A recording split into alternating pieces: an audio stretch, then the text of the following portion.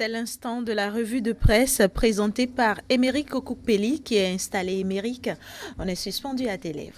Merci Oulali. Mesdames, Messieurs, à nouveau, bonjour. Bienvenue dans la revue de presse de ce lundi. Et justement, c'est un lundi plein de surprises. Nous rapporte les quotidiens parus ce jour. C'est un jour décisif. S'exclame Matin libre car c'est aujourd'hui que le chef de l'État reçoit les forces politiques de l'opposition. Ça passe ou ça casse, placard le Canard du Nord en sa manchette qui poursuit que c'est suite à une lettre envoyée par les forces de l'opposition le 19 février dernier. Dans ce courrier, les opposants ont demandé au chef de l'État de convoquer la classe politique aux fins d'échanges devant aboutir à un consensus dans le cadre des élections législatives dans la paix et la transparence. Patrice Talon a donc répondu à cette requête en annonçant la séance pour ce jour. Et c'est en cela que l'autre quotidien trouve la nécessité de rechercher le dialogue et le compromis. Matin libre se demande si ce serait la fin du calvaire. Difficile d'y répondre car beaucoup doutent encore sur la tenue de cette rencontre. Pas de doute car les quatre vérités rassurent et affirment que l'opposition sera bel et bien au rendez-vous selon l'honorable Guy Mitokpe. Ce face-à-face aura donc lieu. Ce qui par contre n'aura pas lieu, c'est la marche programmée par ces forces de l'opposition pour ce jour. Le quotidien Le Matinal nous informe que la marche de l'opposition ne tient plus ce lundi. Les quatre vérités rapportent que la marche est interdite pour non-respect de délai requis dans le régime déclaratif des manifestations publiques. C'est du moins ce qu'indique un communiqué de presse de la cellule de communication de la préfecture de Cotonou, publié par certains journaux ce matin.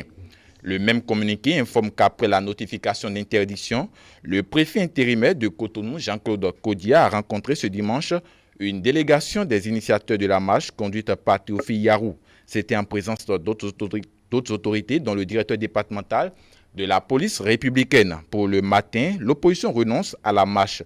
Le préfet interdit la marche. Les opposants se plient, souligne l'événement précis qui poursuit que cette manifestation visait à contester publiquement les rejets récents des demandes de mise en conformité avec les nouvelles lois électorales formulées par des partis de l'opposition auprès du ministère de l'Intérieur. Selon certaines informations, cette marche pourrait se tenir demain matin, conclut le journal. Et plus les élections s'approchent, plus des informations nourrissent la une des journaux. Le Matinal y consacre sa manchette et informe que Bruno Amonsou fait ses adieux aux élections au Bénin.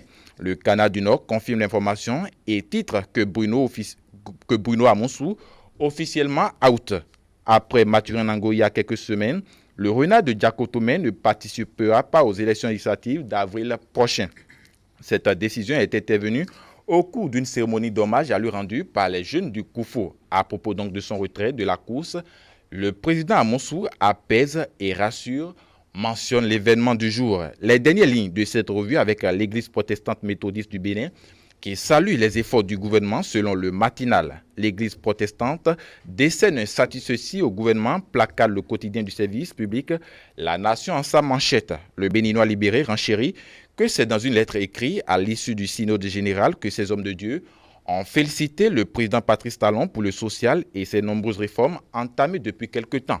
Il leur assuré de leur soutien indéfectible afin de lisser le Bénin au rang des pays à impact social à l'issue de son mandat.